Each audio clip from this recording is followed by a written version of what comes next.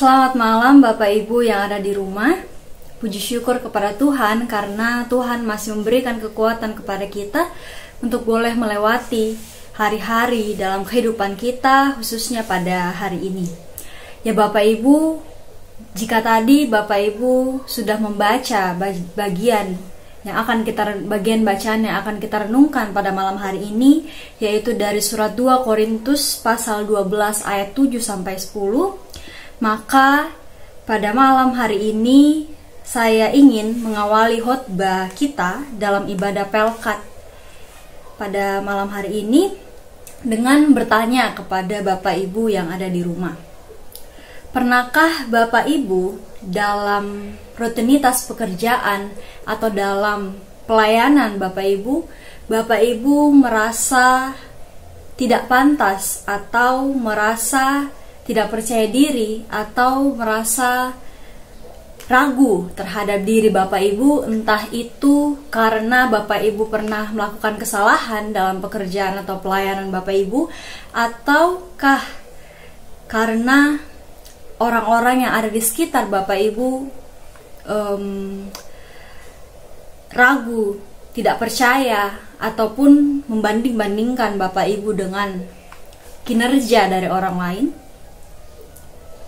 Nah Bapak Ibu, bacaan Alkitab kita pada malam hari ini merupakan surat Paulus kepada jemaat di Korintus yang turut menyatakan isi hati dari Paulus yang adalah rasul yang saat itu dipercaya oleh Tuhan untuk menyampaikan pesan kepada jemaat-jemaat yang ada di Korintus.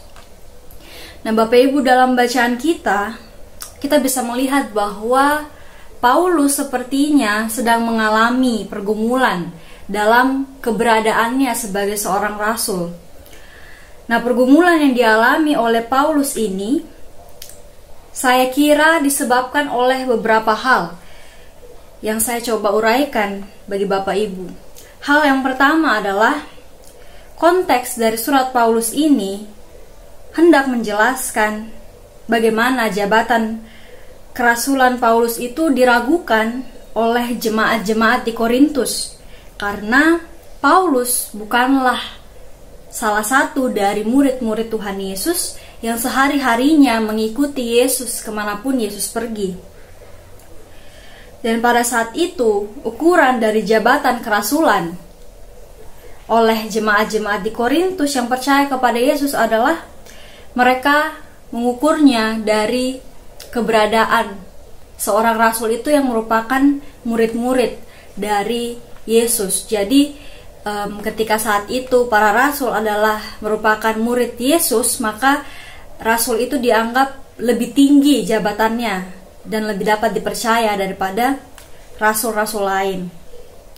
Nah, yang kedua Bapak Ibu, saya rasa kita bersama sudah tahu bahwa Paulus memiliki masa lalu yang cukup kelam, di mana dia adalah seorang penganiaya pengikut Kristus. Nah Bapak Ibu, itulah dua hal yang coba saya bagikan yang merupakan pergumulan yang mungkin dirasakan oleh seorang Paulus, seorang rasul Paulus ketika dia melayani di kota Korintus.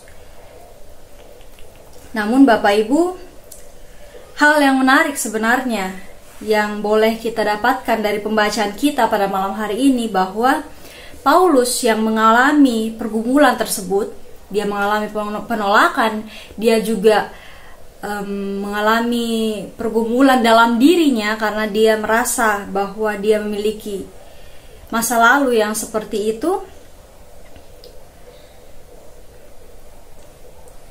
Dia tidak berhenti Bapak Ibu. Dia tidak berhenti hanya meratapi pergumulannya, namun dia justru bersyukur atas pergumulan tersebut. Walaupun kita bisa melihat pada bacaan kita, yaitu pada ayat yang ke-7, ia menyebut pergumulannya itu sebagai pelayan, itu bagaikan duri di dalam daging. Itu berarti bahwa pergumulan tersebut akan selalu ada dan akan selalu melingkupi perjalanan ziarah, perjalanan pelayanan Paulus. Namun Paulus mensyukurinya, dan menjadikan pergumulan itu justru sebagai cara Tuhan untuk membentuk dirinya sebagai pelayan yang selalu mau bergantung pada Tuhan, tidak memegahkan dirinya karena kemampuannya. Nah, Bapak Ibu, pada ayat yang ke-10 kita juga dapat melihat bahwa Paulus menegaskan ia justru senang dan menerima pergumulan tersebut karena kuasa Kristus melingkupi kehidupannya.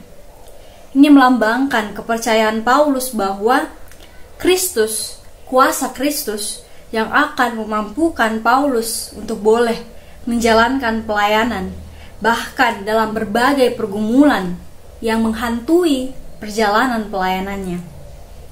Nah, Bapak Ibu, jika di awal tadi saya bertanya, pernahkah Bapak Ibu merasa tidak percaya diri karena berbagai tantangan yang Bapak Ibu hadapi dalam kehidupan pekerjaan dan pelayanan Bapak Ibu?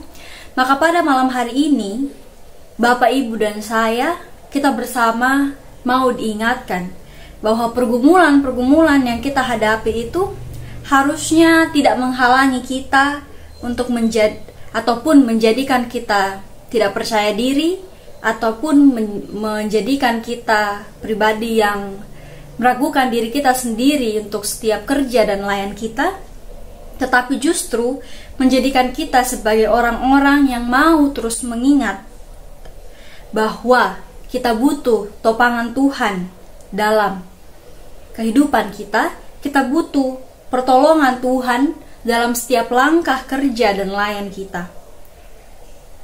Dan pencobaan yang kita hadapi itu haruslah menjadikan kita justru merasakan bahwa Tuhan selalu menguatkan kita dan memampukan kita, bukan sebaliknya. Kita menutup mata akan karya Tuhan yang mau Tuhan nyatakan melalui kehidupan kita, dengan kita meragukan diri kita sendiri, tidak mau bekerja, tidak mau berpelayanan karena kita hanya melihat pergumulan-pergumulan itu. Nah, Bapak Ibu, seperti apapun keberadaan kita, seperti apapun masa lalu kita, perjalanan kehidupan kita, mari kita selalu ingat bahwa jika Tuhan sudah memilih kita, jika Tuhan sudah mempercayakan sebuah tanggung jawab pekerjaan, pelayanan kepada kita, maka Tuhan yang akan menopang kita, Tuhan yang akan memperlengkapi kita. Pergumulan yang kita hadapi janganlah mematahkan semangat kita. Kita tidak perlu jadi pelayan yang sempurna, karena sejatinya yang sempurna itu adalah Tuhan yang menciptakan kita, Tuhan yang memiliki kehidupan kita. Untuk itu Bapak Ibu, selamat berjuang, melakukan, mengkaryakan yang terbaik untuk Tuhan. Tetap rendah hati dan tetap andalkan Tuhan, maka Tuhan pasti yang akan menyempurnakan segala kerja dan layan kita. Tuhan memberkati Bapak Ibu sekalian. Amin.